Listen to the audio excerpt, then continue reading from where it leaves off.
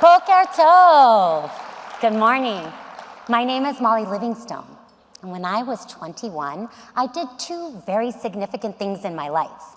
I ordered an alcoholic beverage legally, and I moved to Israel thanks to Nefesh B'Nefesh. Yeah.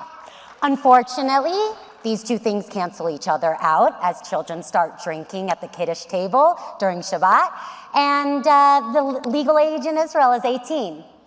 The move was still a big deal. Like any 21-year-old, I was making a hasty decision, not fully thinking it through. And yet, I was a planner. I had big dreams, the American dream. I had big college loans, the American college loans. I wouldn't just leave college and head to the armpit of the world. That's how I refer to my home in the Middle East. And by the end of the speech, you'll find my terminology acceptable because you'll know I mean well, so don't leave. I didn't know any Hebrew except for the few words I learned at camp when the Israeli scouts would do some shtick. Oh, mom has a fork in her leg. Ma's leg.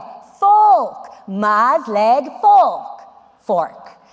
And while fork was useful for some, it wouldn't help me with the journey to a foreign land, culture shock, and potential regret that I may have by leaving that big American dream. But I still had those big American college loans. I was at a fork in the road, a ma's leg. I'd gone to Israel on a free birthright trip. I did the bike and hike version, except it was winter and rainy, so it was more the version of weird street malls and lots of bus rides up and down, taking us from one end of the country to the other. Yet somehow, the plans that I had planned since age 12, when you have dreams, you start early, seemed to disappear as I made room to live a life in my homeland. I need you to know that I was brought up in LA, Jew-ish. I did Rosh Hashanah services at Cedars-Sinai Hospital because my dad could get free parking at the mall and kiss Steven Spielberg's face on accident instead of the Torah he was holding. I was one of many Jews in my public school. I had a Hanukkah bush, and I also thought Santa existed because I got lice from him at age 7 during a photo shoot in the mall when I asked him for a skateboard that somehow ended up my brother's present instead of mine. My connection to Judaism was camp.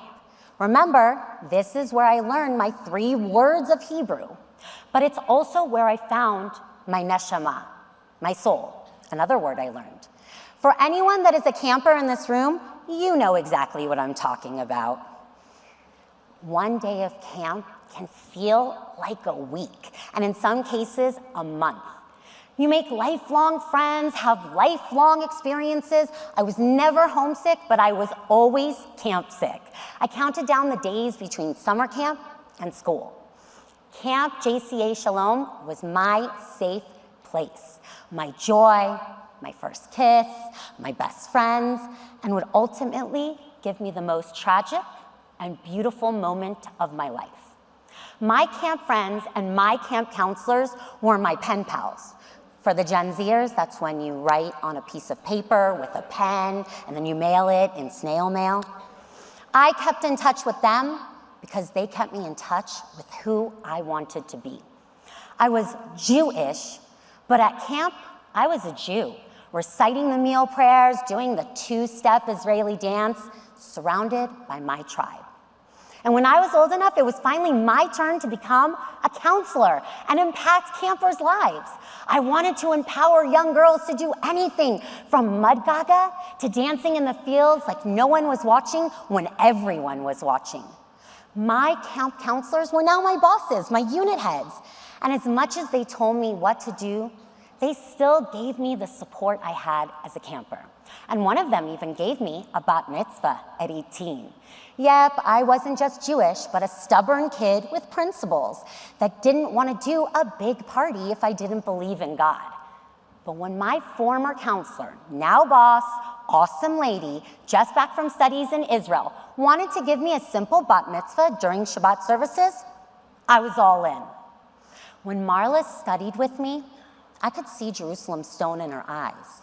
I didn't even know what Jerusalem stone was, but somehow the image of white bricks at sunset shined through her eyes as she spoke about Israel and the Jewish people.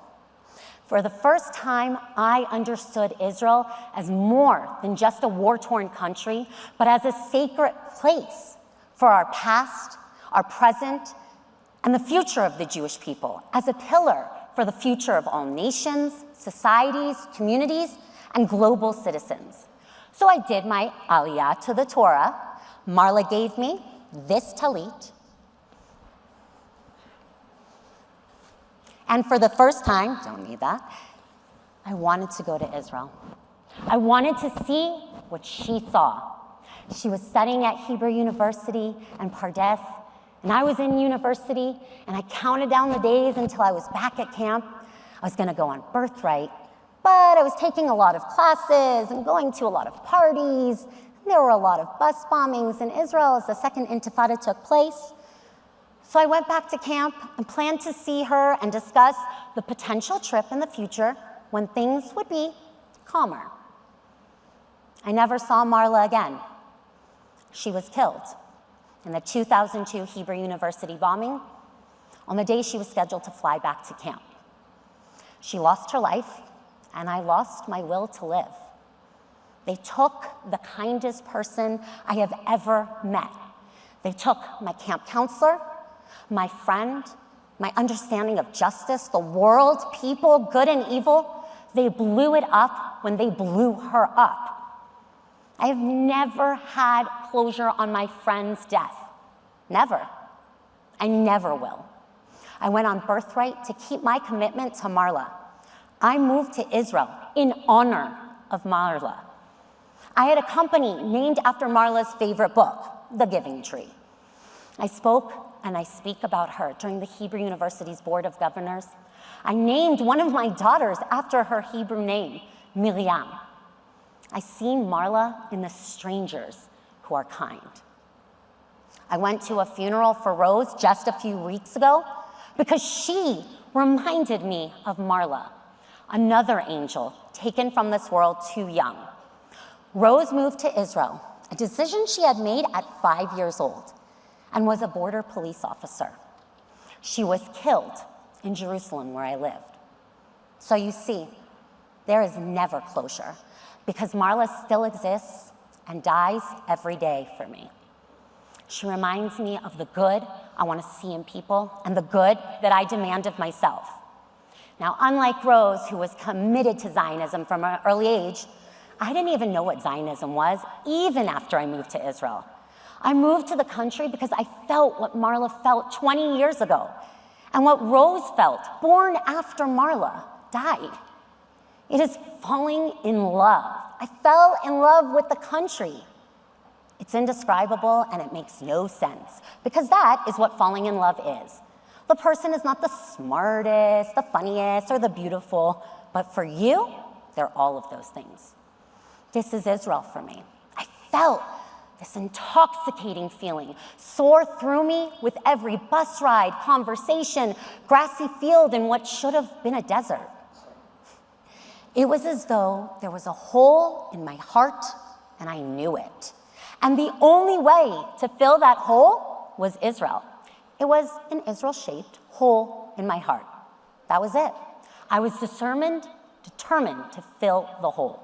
I had to come back. I would be relatively smart about the decision and get an internship, do my last semester of college abroad. I wasn't giving up my future, I was gaining one. It was impulsive. I had 2 suitcases, one filled with CDs I would never ever play again, one filled with winter clothes that I would never ever wear again. And so I made Aliyah. I lived in an absorption center where no one told me how to use the hot water, so I took cold showers. I ate pita and hummus, except I was American, so I called it hummus, which sounds like Hamas. Not a good idea. I rode the bus, scared. It was my last trip. And when I survived, I realized I got off the bus at the right stop. I had arrived. I couldn't have a conversation. couldn't open a bank account, and I definitely could not understand why the national health insurance would have a strike until 10 a.m. in the morning, which seems like sleeping in. More than a protest anyways. And yet, I kept riding the bus. The journey had started, and 10 years later, I would finally understand that I was not only Jewish, but a Zionist. I understand that I had to let go of the American dream. And now I lived in my Israeli reality. And it was better. It wasn't a white picket fence, and there were way more cats and falafel places with mirrors so you could watch yourself eating that falafel. But it was mine and yours, and the people of my past, and my children in the present, and the future of my nation. I manifested this. I wanted to change the world. I wanted to be the change in the world. I saw it in Marla's eyes. I see it in yours. It's a mixture of hope, determination, and belief in what we can be for all of us.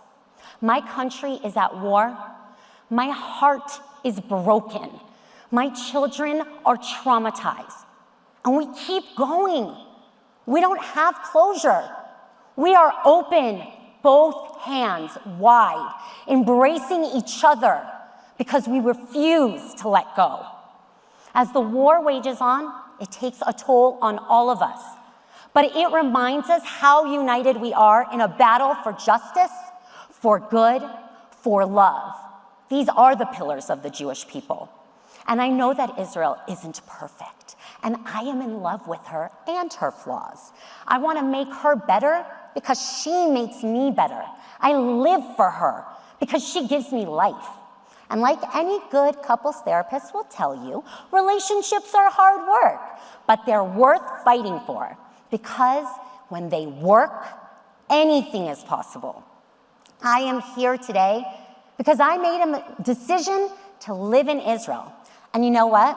I would make that decision again today. My husband was called up into action on October 7th, and he wore his uniform like a child ready for school, sleeping in his clothes the night before. His pride in defending his country and the Jewish people for justice and our future reminds me of the reason why I first moved there. To be a part of this, to raise my children, to know their roots, and to plant their seeds. In fact, they're here with me on this trip. What? I'm a Jewish mother. I worry.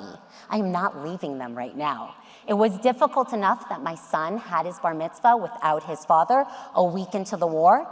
You think he's gonna let me come here without him? No. That's not happening. While their father may be on the front lines of war, I decided to stand in front of all of you to make my difference. This was my reason for moving to Israel, and it's my reason for being here with you right now. Last week, while I worked on this speech, I read about Staff Sergeant Shachel Friedman, 21 years old, a member of the Paratroopers Brigade, 101st Battalion, who was killed fighting Hamas terrorists in Gaza on November 19th. Friedman's unit was one of the first to respond to the initial Hamas assault on October 7th. He left behind an ethical will, which had been widely reported and distributed in the Hebrew press and on Israeli social media, and Nefesh B'Nefesh translated his words, and now I'm going to read them to you. Be good people. Smile. Strive to make every person you meet smile too. Be open to criticism and always try to improve yourself. Know that the greatest qualities a person can have is the ability to make another person happy. Open your ears to the needs of others and open your eyes to their plan and their pain. Try to smile as much as possible, even when it's hard. Pay attention to the small people who fall at the corners of your eyes. Appreciate the little things the world has to offer, especially nature and music. And most importantly, be good people in your own way. Don't let society dictate to you what makes you good people. Just try as hard as you can. And even when you fail, know that's the road of success. Love yourselves, love the world. When you radiate happiness, a circle of joy will slowly form that will create a better world. In order to pay tribute to those that have given their lives so that we could be here for thousands of years, and for the last 2 months, I want us to take action. Now, we're not gonna write an ethical will because we're alive. But what I think of we should write is an ethical investment.